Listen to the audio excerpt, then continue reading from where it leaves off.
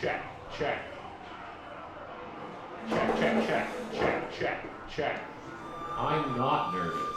I'm not. I'm not nervous. You are. You're nervous. Look at Nash's nervous face. Check, check, check. Check 1, 2. Check 1, 2, 3. 1, 2, 3, 4. Okay, that's great. Nervous though?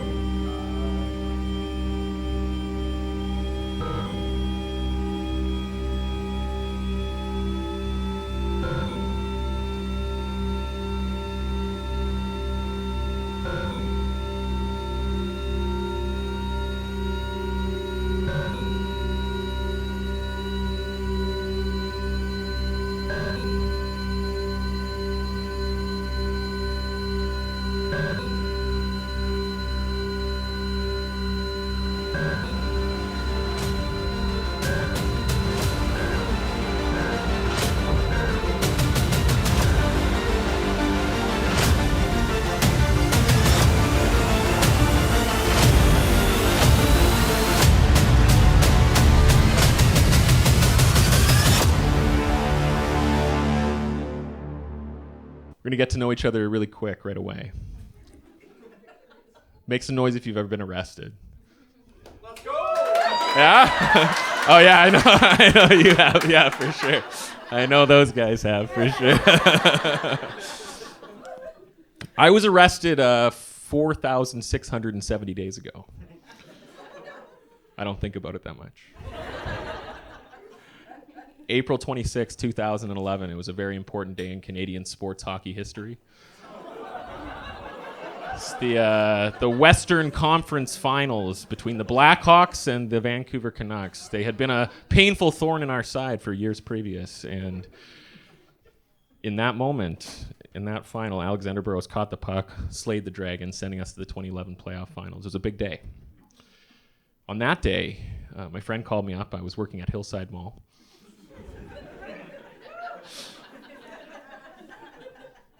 And he said, "Hey, Dylan, do you want to do 9 grams of mushrooms each? And watch the playoff hockey game?" And I said, "Yeah, I'm not some sort of puss."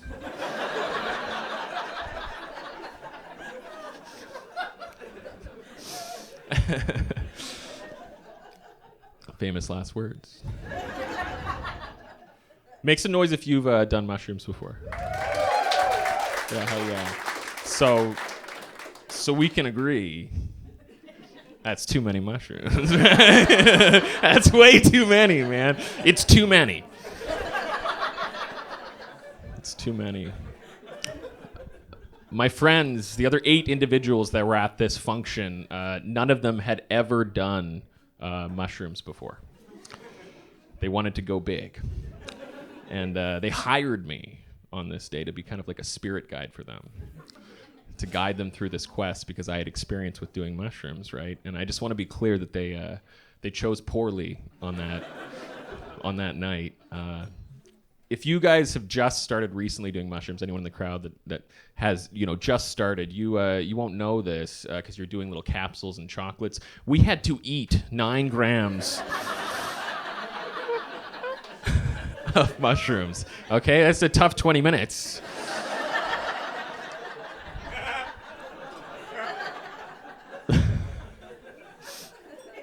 And so we ate the mushrooms, and pretty quickly the ceiling started to melt. To be expected, right? But then the walls started melting as well, at kind of like an alarming clip. And then my clothes, they became sinister.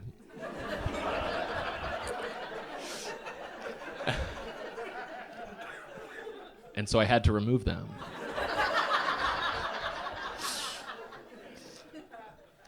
Then all my friends started walking up to me single file and whispering in my ear, "We're dying."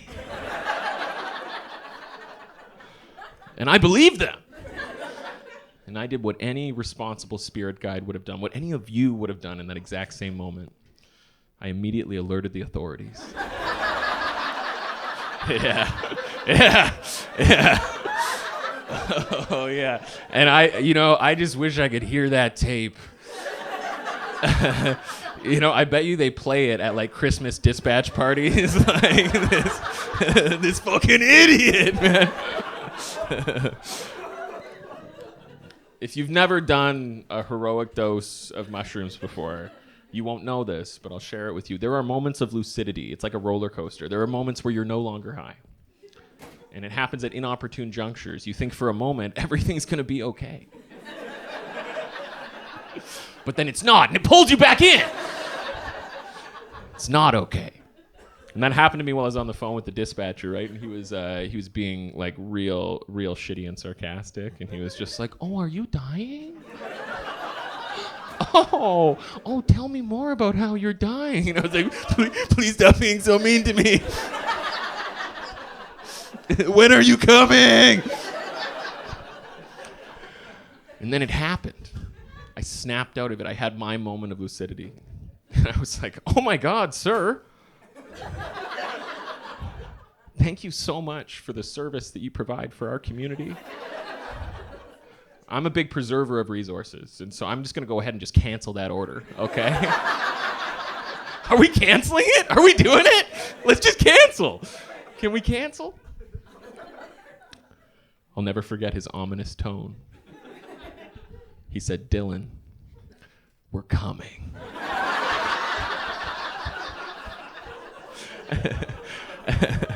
And so I did what any responsible spirit guide would do, what any of you would have done.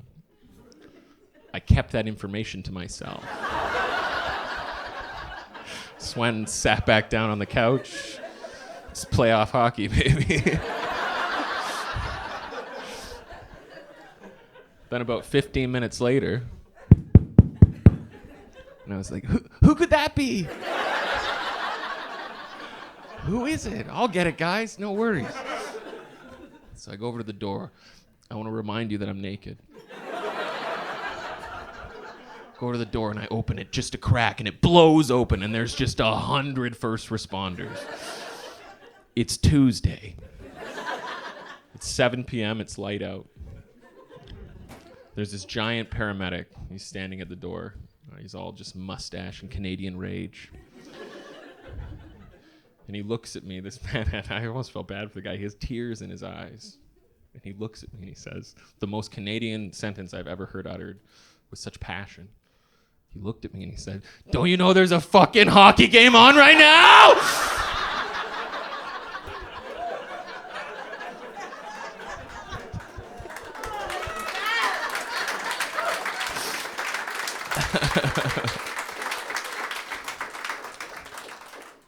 So I was scared. And I had to think on my feet. So I did the only thing that I thought would get me out of this situation. And what I did is I fell on the ground and pretended to be unconscious. Just right then and there, after he yelled at me, I just fell down like a little naked baby goat. The paramedics were way meaner than the cops. They were like slapping me, and they're just like, "Oh, are you unconscious? Are you unconscious?" They're like, "Where'd you get the drugs?" And I was like, "I'm no snitch." And so they packed us up into the ambulance, handcuffed, and they took us to Royal Jubilee Hospital, and they didn't put us in rooms, right? Because we weren't patients, we were spectacles. They handcuffed us to gurneys in the hallway. Yeah, and all the orderlies and nurses were walking by, and I shit you not, walking by and whispering to us, "Magic mushrooms." And I'm just like, oh God, just peeking, tripping balls. It's not a good place to be. I'm lying in bed and I see this little grainy television screen above the nurse's station. I see the exact moment when Alexander Burrows scores the goal. The entire hospital goes nuts. There's literal confetti. And I just remember thinking to myself, I wish I'd seen this under different fucking circumstances.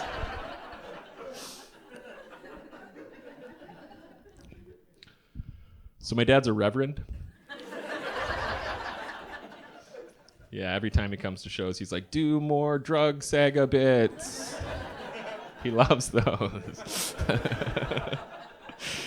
No, actually, I owe a lot to my dad. My dad's, he's a very, very good public speaker, and I remember watching him growing up every Sunday. I'd watch him up at the pulpit giving his sermon. I'd listen to his pregnant pauses, his diction, his cadence, and it made me have like a real hatred for learning about the Lord.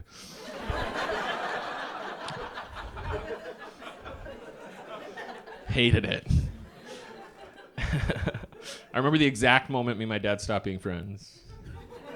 I was 11 years old, and he had this tradition when we'd have Christmas dinner with the family over that he'd read the nativity story afterwards. If this isn't a Bible audience, that's the baby Jesus story. It's like the fucking Super Bowl for him. And this was a big deal. And my uncle Gary had recently taught me about air quotes. And we're all sitting in the living room, and my dad's reading the most important story in the Christian faith.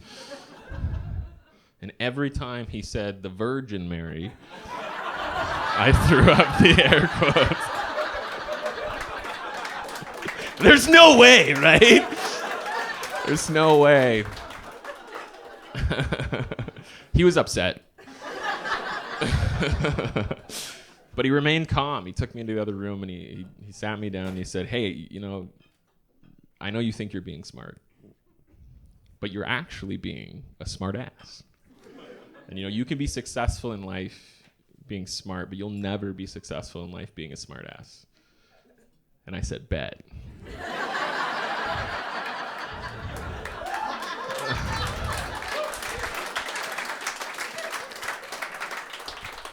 And the joke's on him, because now I tour all over Nanaimo.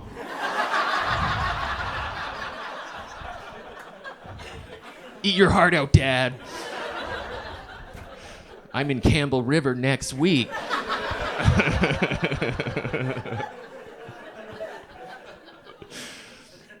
Make some noise if you've ever had a really shitty job. Hell yeah. No matter what it is, no matter what you're thinking in your head, I guarantee I can top it. I guarantee. Because before my current job, I worked as a sales manager for Rogers Wireless for 10 years at Hillside Mall. Yeah, that's the bad mall. We're talking pre-renovation, baby. It's a tough place to sell anything, but it goes deeper. Inside the store, inside the Rogers Wireless store, we were contracted to sell cellular devices. Inside that store, there's no Rogers cell phone service. You can't write that. Do you know how charming you have to be? Do you know what a good salesperson you have to be to unbox an iPhone and just be like, you think this baby looks good inside? Let's take it outside. yeah, get it in the sunlight. Please don't make a call. Gave me anxiety working there. Anxious people, make some noise. It's good. It's just the exact slightly tepid response I would expect from anxious people. They're like, yeah, so I'm an anxious person, and for a lot of years I just smoked weed about it. And I recently quit smoking weed. I recently quit. And that's the exact tepid response that I would expect from a Victoria crowd. No, I had to quit smoking weed. I had to. And I gotta tell you, though, I feel alert. I feel almost like too alert. I feel like a bald eagle. I can see everything, and I feel everything. So angry all the time.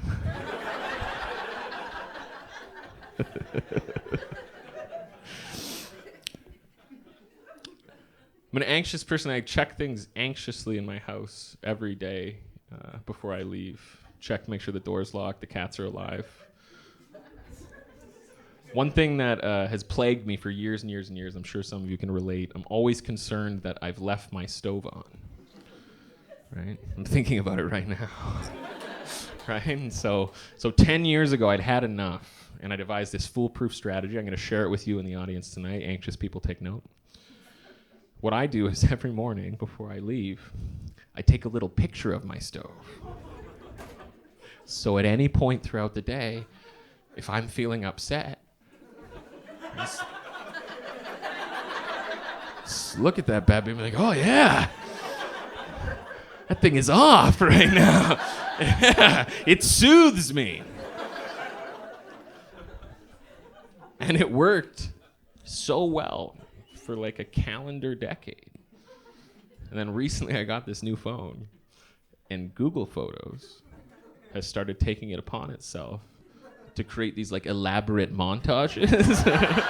Right? But like of the stove, man. Through the years.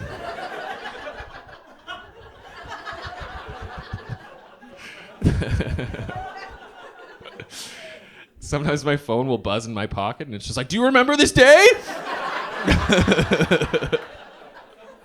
I do. It was off. I think it's clear at this point that I see a therapist regularly. I think it's important to see a therapist. I think everyone should. Make some noise if you see a therapist. The exact sort of tepid response that I would expect from therapy people. My therapist is cool. He's old, he's grizzled, he's a veteran, he's seen it all. And he's funny, right? So I thought it'd be humorous to show him one of the montages. I watched this horrified pall cast over this man's face. And I was like, wait, I thought this was funny. Is this bad? And he said, Dylan, it is not good. It's not good at all. And he's just laughing. He's like, wow. He's like, I'm of course familiar with mental illness. But I've never seen the movie. If you watch that montage, you die in 7 days.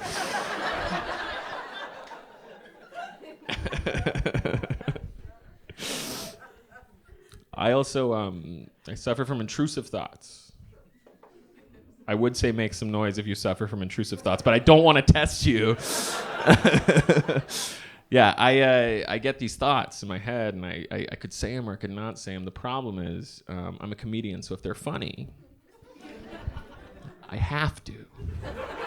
I have to say them, and it sometimes puts me on an uneven social footing. It happened to me recently. I was getting underwritten for critical illness life insurance. And they ask you a bunch of questions about your lifestyle, and he was asking all these questions, do you smoke, this or that?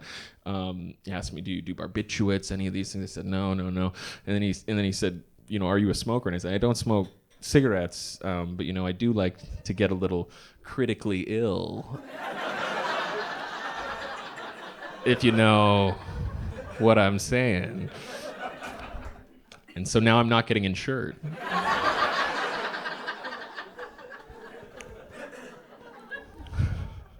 He's here tonight. Fuck you, Mike. He had to do it. It's okay. Happened to me recently as well when I went through my first ever drinking driving roadblock. Anxious people in the room will understand that although I was stone cold sober, I was still getting my fucking story straight, right? It's terrifying. Thing is, I'd never been pulled over at that point for any reason. And I think it's because I have big youth pastor energy. Watch me give a high five. It's electric.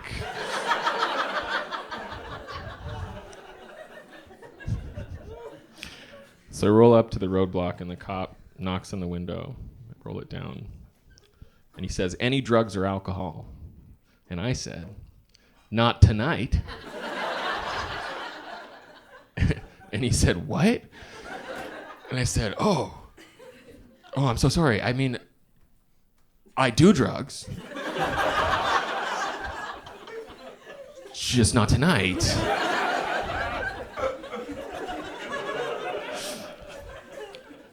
And he looked at me and he said, you have to get out of the car. There's no way you can stay in that car. And he's putting me through the field sobriety test, right? And I'm like nailing it in kind of like an irritating way, right? And then he breathalyzes me. And it blows 0.00000. It's deafening.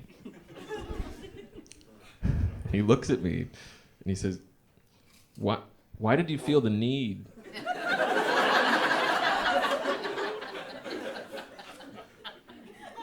to qualify your statement about drugs in that way?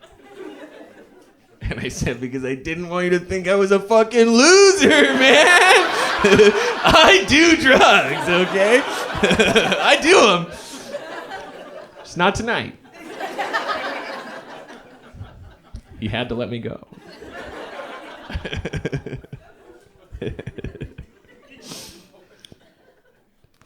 In a beautiful moment of art imitating life, I told that story at a show recently, and I'll usually have one drink at a show if it's free. And I'll drink that drink throughout the course of the night. I'll nurse it, and then I'll go home, keep everything above board, everything safe. And on this night, I told that story. I drank my drink quickly, and I decided just to leave. I'm just going to go. It's still just one drink, no big deal. So I get in my car, and I start driving down Quadra, and I hit another roadblock. This is like a week apart, and I was like, no. No. I'm having this conversation with myself. I'm panicking. I'm like, okay, listen, Dylan, last time you were too honest. You were too forthcoming about your lifestyle. So this time, you must lie to this man. So cop knocks on the window, and he says, when's the last time you had a drink? And I said, I don't drink. And he said, what? And I said, I just never took it up.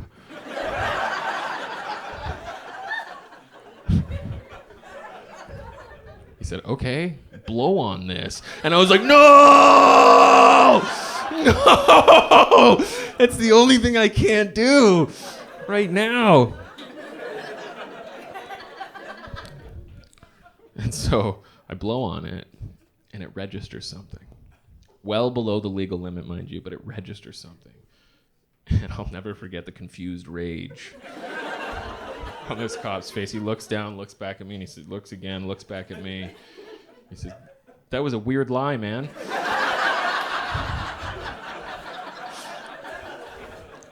Why did you lie to me? You've made this all so weird. You're legal to drive, just go. Just get out of here. And all I had to do was drive away. But instead, I told him that whole other story. Yeah, no, it's like, so you see how last time, too honest, this time I had to lie. You see, you get it. And you know what he did? He breathalyzed me again. We all got home. Sometimes I get anxious performing interviews, and I don't know if you guys can relate to that. It's challenging, and I had this kid come in the other day.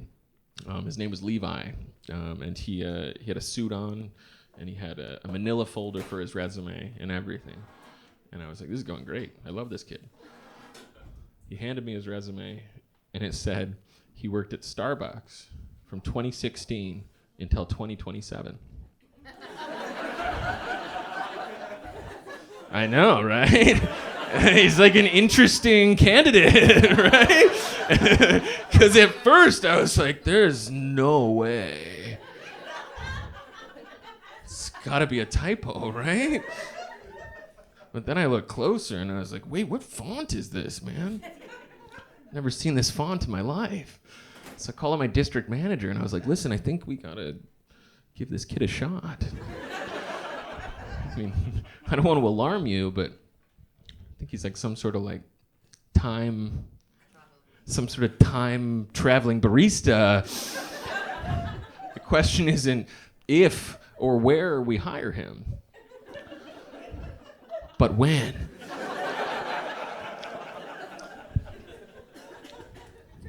I still smoke weed sometimes. I still do. I'm high right now.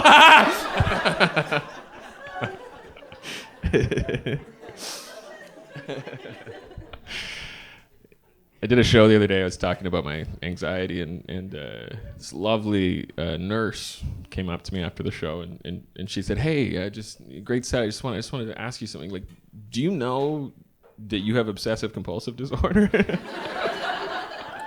And I was like, "Yeah, I know. I just don't like to talk about it. I don't want to be trendy, right? Like as if I diagnosed myself or something like that off TikTok." So I don't mention it. I refer to it as the generic anxiety. But I was diagnosed with OCD in 1998 at a Vancouver Children's Hospital by Dr. Susan Bear. Shout out to Dr. Susan Bear. Yeah, she'll love that. They took me to the hospital to get checked out because my dad found me in the middle of the night watching the toilet to make sure it didn't overflow.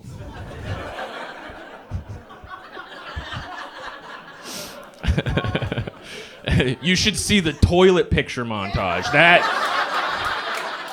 one's dark. Okay, yeah.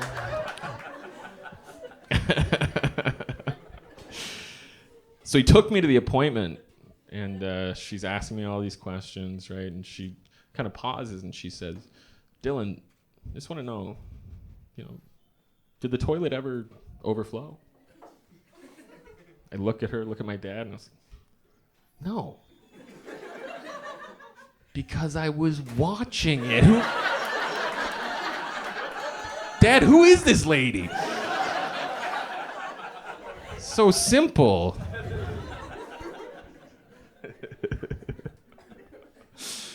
Yeah, my parents, long-suffering parents with the OCD stuff, they really try to not capitulate to it. I'll always ask them, can you just check this thing for me? Because if you check it, then I know your brain is sound. So if you check it, I know it's fine, right? And they're just like, no, you just got to get through it, buddy. You have to push through this. And I recently was going to go to my family cabin, and it's shared by other families. And so I am always just concerned. My worst nightmare is that I would go to my family cabin and arrive and there'd be someone else there, right? I can't have that happen, right? Or even worse, someone else arrives and I'm there. And so this spreadsheet that they use to book it, it's a great source of anxiety for me. I put it in. I put my name in. Everything's right. I take a picture of it just to look later. But I still need somebody to double check. And so I will sometimes ask my parents, hey, I know you don't want to do this. I know you resist giving in to the OCD, but please, dear God, can you just check the spreadsheet? And they're always just like, no, it's fine. What could be wrong with the spreadsheet? And I'm going through a bit of a transitionary period in my life right now. I've been having a bit of a hard time. So my parents recently reached out. My mom reached out and she asked, she said, if there's anything I can do for you. Anything at all, you let me know. So I'm booking the cabin. And I called my mom and I was like, hey, so remember when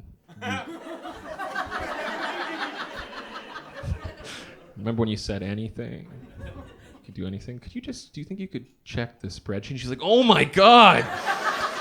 Jesus, no. And I was like, you would sooner give me $1,000 than check this stupid spreadsheet. It'll take 1 second. She was like, it's not about that. It's about your overall mental health. And so she said, how about this? Okay, I will check the spreadsheet and you head on over to Galliano. And if you don't hear from me, it's fine. And I said, okay, yeah, that's great. That's great. And we hung up. And 10 minutes later, I called her back, and I was like,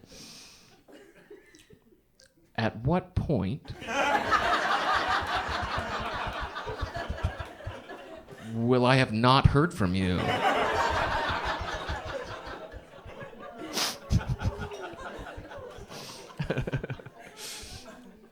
No one was there. I went to the cabin. It was okay. So I'm a deeply angry man. I'm an angry person. I'm also deeply polite because of my religious upbringing. And so you wouldn't really know, but I'm mad all the time.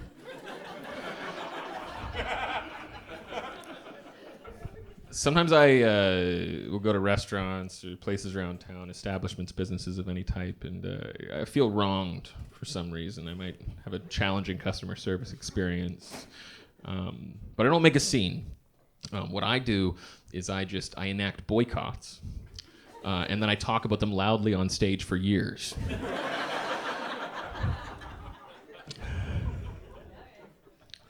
Anyone here ever been to Cafe Fantastico? Yeah, you're lucky to be drinking their coffee, let me tell you. Oh my God, it's a whole vibe in there. And the vibe is, I'm not good enough. I work right across the street from Cafe Fantastico, and we usually go in there like early in the morning when I'm not crisp, right? I'm just looking to get well, right? I'm not looking for any sass. Unfortunately, that's what they serve.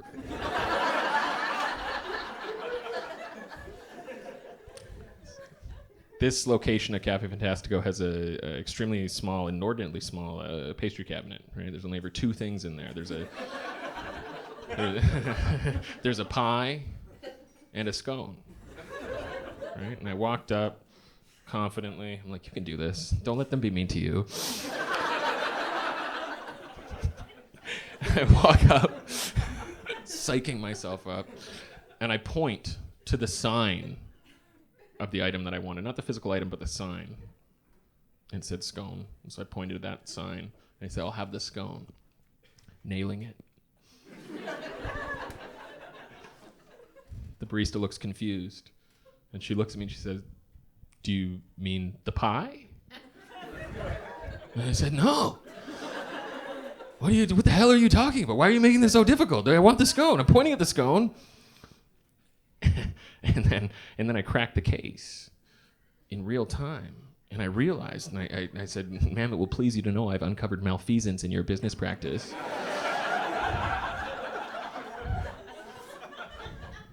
These pastries are mislabeled. So it's not on me. And she looked me dead in the eye and she said, yeah, but you know what pie is, right? Boycott! Boycott. How could I ever go back?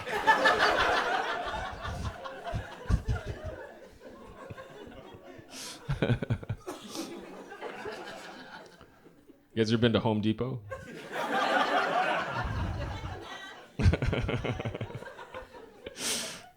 I had to buy a rake recently. This is a whole thing. Had to buy a rake. Have you ever had to buy a rake? Have you had to buy one before? A rake? Me? Yeah. No? Yeah, because you're too young. Right? Like, you should just have a rake. You should just absorb a rake into your body by my age, right? Boomers have rakes. Right, like you. How many rakes do you have? Yeah, exactly. Exactly. And you can't even give me just one? It's because you're too busy raking all your goddamn land.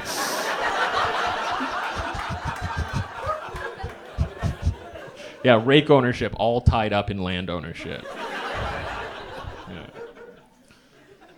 So I'm at Home Depot, standing with my rake like an asshole. I get to the front of the line, The guy at the counter, shit you not, he looks at me and he's like, don't you just have one of these?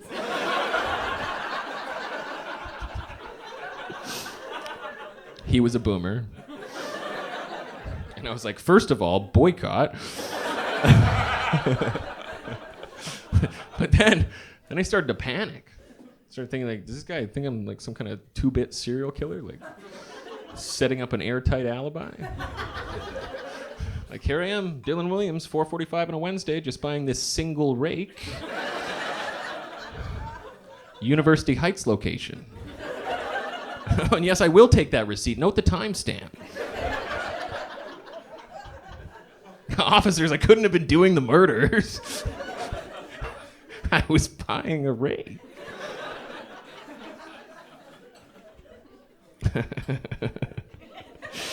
Yeah, don't go to Home Depot. Don't give them your business. They're rude. Anyone here ever been to Denny's? Yeah, Denny's is okay. Before the one on Douglas closed, I was there 6 months ago or so, and I'm going to share something with you. It's deep and personal. I don't even like saying it out loud, but it's important for context, okay? I cannot shit in public. I think you know enough about me by now to know that I wouldn't be able to do that. Right? You know that moment you're like at a friend's house or at a party and someone goes in the washroom, someone goes in after them, and they're like, oh, that's not going to happen to me. Okay? I won't let it.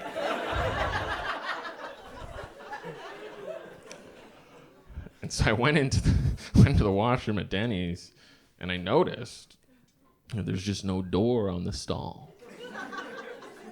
Just open. And I was just like, man, I wasn't going to do it anyway, even if there was a door, but just like, what horror will befall the person that has to make that tough decision? Go sit down, come back like 10 minutes later, and there's just a man shitting.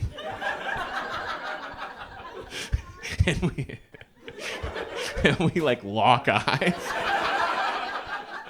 And I'll never forget this broken man. He looks at me and he just says, I know. I said, it's not your fault, man. They painted you into a corner. No more Denny's. It's a boycott. It's a boycott. Are we animals? I feel so bad for that man. Haunting. See, I boycott Denny's for a different reason, though. And it goes deep. All right? You know, I'm going to share a fact with you. And I'm going to say it, and it's going to sound obvious. And then you're going to have a moment where it washes over you, and you realize the deep implications of this fact, okay? Denny's is open forever. It's open till the end of time. So you haven't thought about it, right? And they didn't like write that down anywhere, but that's the plan. Is to continue staying open and making eggs and toast until the end of time. It's terrifying. Imagine being the manager of Denny's. Are you ever off? Imagine you're going to your first shift and you're all hot to trot and you're like, oh, hey, like, what are my responsibilities? And they're just like, oh, everything, forever. Okay. So, you know, when will my shift be over? Oh, if it goes well, when you die. And then the next man will come.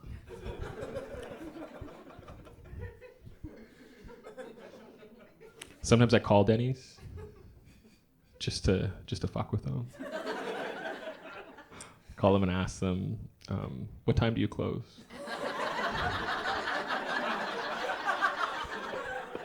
You can hear a person's brain breaking in real time. Whoa, well, we don't. Realizing their mortality in that moment. Sometimes I'll mess around and just be like, hey, you know, if you're not closing, can I make a reservation? She's like, yeah, sure, I guess. I said, all right, August 25th, 2029.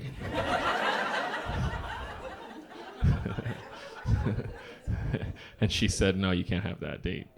And I said, what? And she said, I was like, you're going to be open, right? And she said, yeah, but somebody just booked it. I was like, what? And they were like, yeah, and he wants to speak with you. Pat passes me the phone. I hear a familiar voice say, hello, Dylan. It's Levi! I was like, man, you really want this job, don't you? Oh, man. It's crazy. I was like, you can start Saturday. And he's like, I don't work weekends. You can't hire anyone in this town.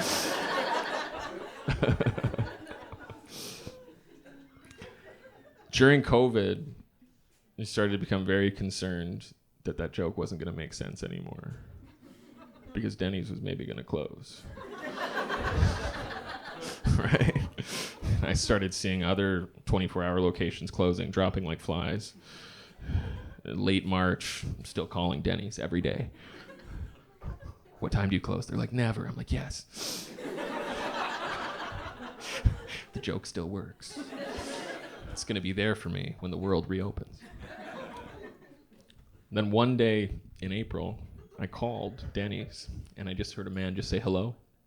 Not the approved greeting.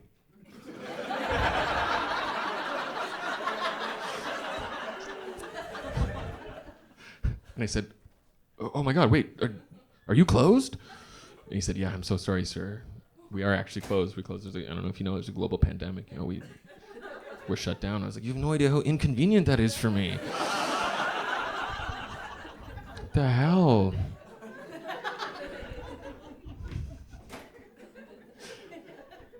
And then it dawned on me. I was like, wait, are you the manager? And he said, yeah. And I was like, do you have to stay here to answer these calls? And he said, yeah. And I said, well, great. The joke still works.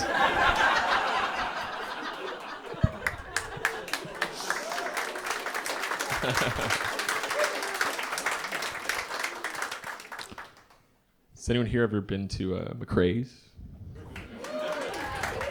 McRae's before? Yeah. McRae's is okay. They have a strange menu, though, that I take issue with. They only have one burger on the menu, just one. And they chose to call it the Big Boy Burger.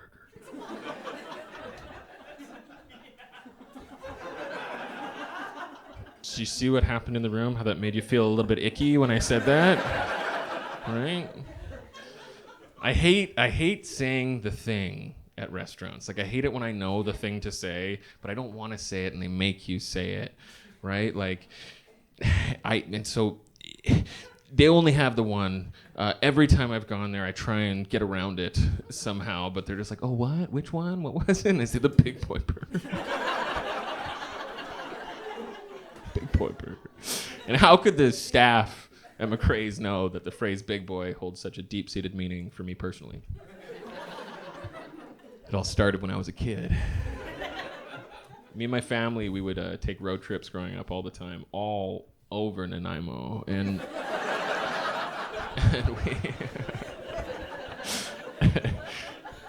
we'd always stay in these like little dinky hotels, right? And there'd never be enough beds for the whole family, right? There'd be a twin for my sisters, a twin for my mom and dad, but nothing for old Dill.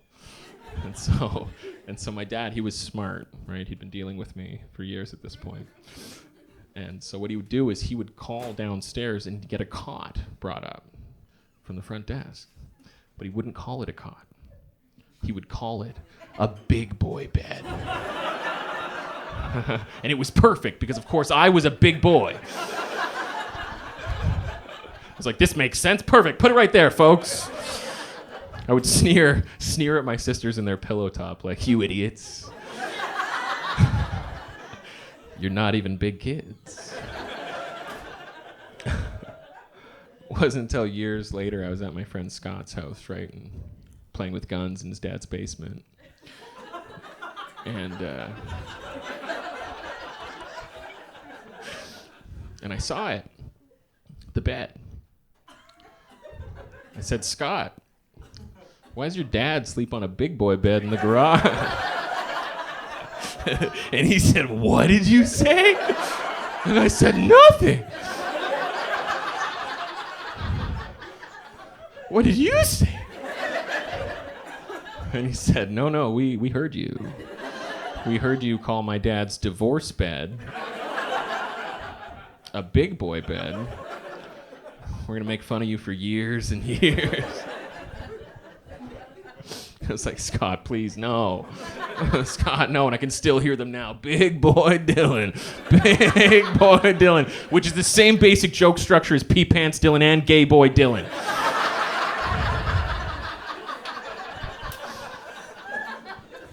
It's not original, is what I said. So I'm sitting at McRae's, and I say to the waitress, I'll have the burger. And she leans in real close, and she's like, oh, I have no idea what you're talking about. You'll have to be so much more specific. And I was like, I don't want to say it. And she said, say it. And I said, okay, I'll have the big boy burger, all right? Is that what you want to hear? And she said, oh, and why is that? And I said, because I'm a big boy. And while you're at it, can you just bring out the my dad's not proud of me salad? Or the you'll always be gangly wedge fries? Can you bring those? One time, I told that story in front of the owner of McRae's. Didn't know he was in the audience. And after the show, one of the wait staff said he'd like to talk to you. He's in the back. He'd love to chat with you. And I had to talk to him too. So I was excited. I walked up, and he's this big, jacked Australian dude, and he goes by Oz. Oh.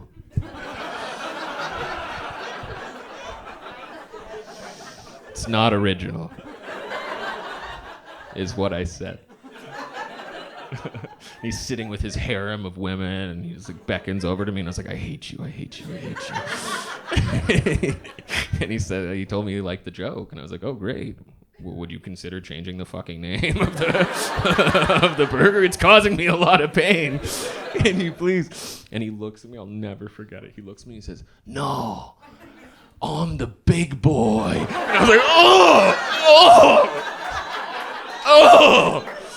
oh, the boycott stands.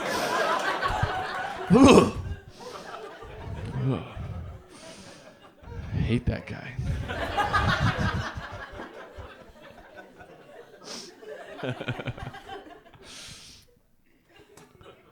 So 6 years ago, I applied to be a volunteer at the agency I now currently work at. And we work with the vulnerable sector. We work with adults with developmental disabilities, and so they wanted me to get a criminal record check.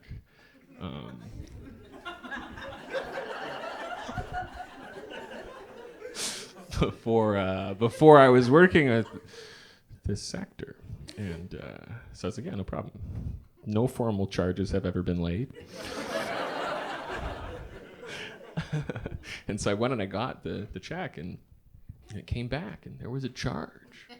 I was like, what? And the charge was vague and terrifying. It just said fear of injury. Which is not what you want when you're working with the vulnerable sector.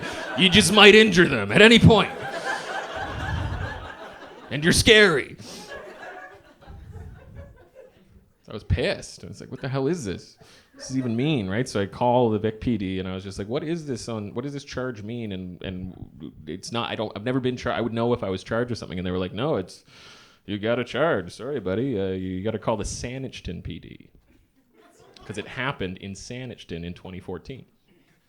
I was like, all right. I don't know if you guys have ever interacted with the Saanich PD, but they have already been defunded.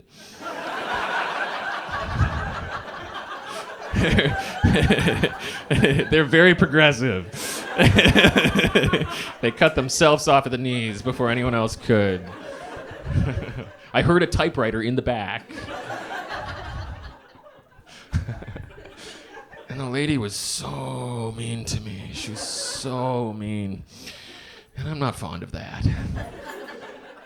And I'm arguing with her. I was just like, listen, like, I don't know I don't know what happened here, but this is not me. This is a different guy. And she's like, no, sir, you were caught in 2014 in Saanich at 3 a.m, screaming outside your ex-girlfriend's house and urinating on a car.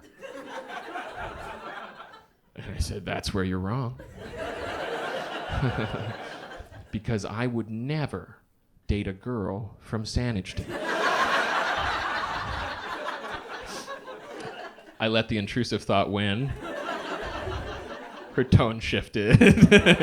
She did not like that comment.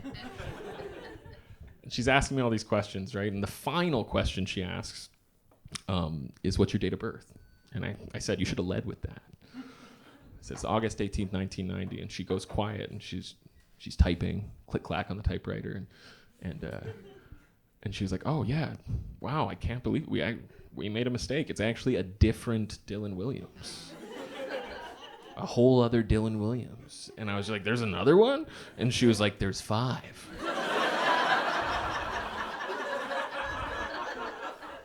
It's wild. 5 Dylan Williamses in the Capital Regional District. No way.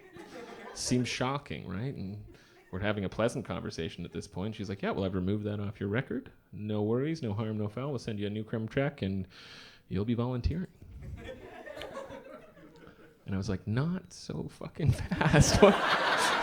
Wait a second. While I appreciate that you have removed this from my record, did you then apply it to the evil Dylan Williams? Or does he walk free? To besmirch the name of the other 4 Dylans and urinate freely on any car he wants. He hasn't learned his lesson. I can't have this. She was not interested in my conspiracy. And so honestly, like, I mostly forgot about this. I continued volunteering, eventually actually started working at this place, and didn't think about it for years and years. And then 2 weeks ago, my friend who drives for DoorDash, it's insane. He sent me a message and he said, hey, are you eating McDonald's tonight? And I said, I don't see how that's any of your business at all. I don't It's kind of personal. And he said, no, I'm delivering you McDonald's right now. And I was like, no, see, that's where you're wrong. Because I have mine. And he said, no, and he sent me a screenshot, and it's my name, Dylan Williams.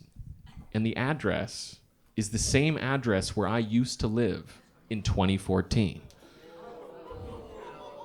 I know.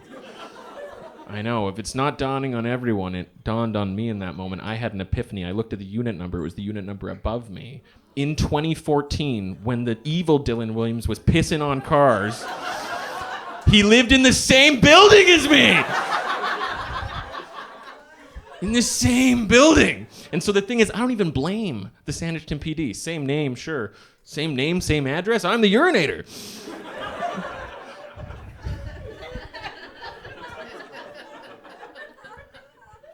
So what did I do? I messaged the other 4 Dylans. I said, hey guys, we got a real problem here.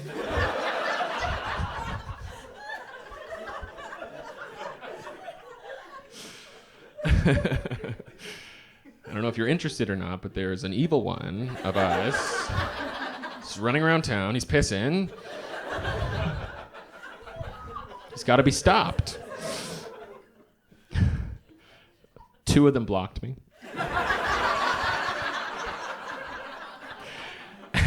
And the other one left me on red. And I kind of feel like it's like, I think that's him.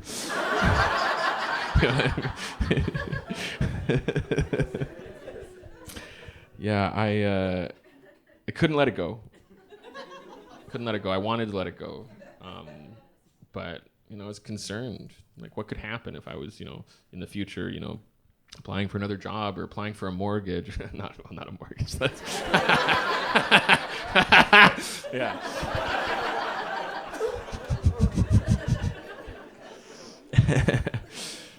And so I drove down to the Saanich PD. It was 2 weeks ago. I drove down and I walked in confidently. I said to the lady at the front desk, "It will please you to know that I've blown this case wide the fuck open."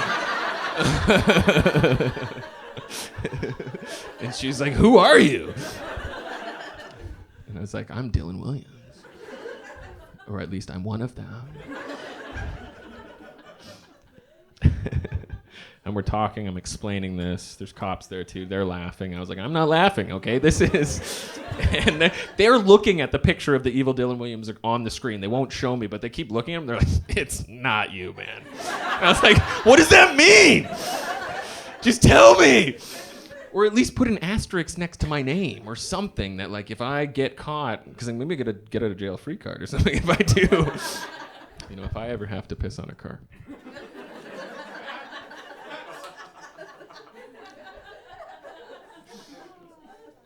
And so then I get indignant.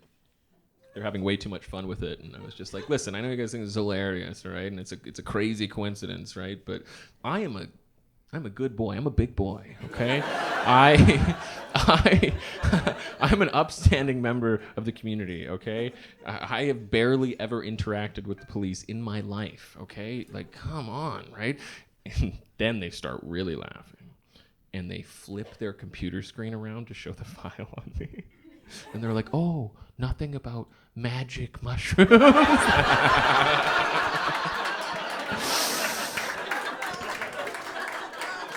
Oh, you guys have been so much fun.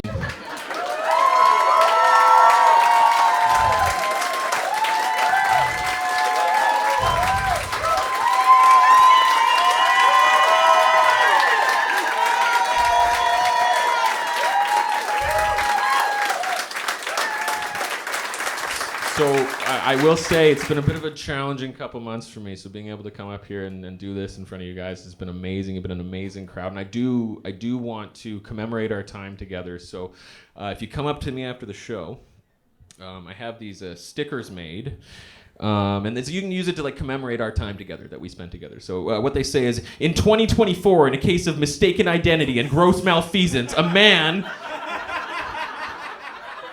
the real Dylan Williams, was wrongly charged in a case of public urination. If you have information as to the true whereabouts of the evil Dylan Williams, please send to evildylanwilliams@gmail.com. Thank you so much. I've been Dylan Williams.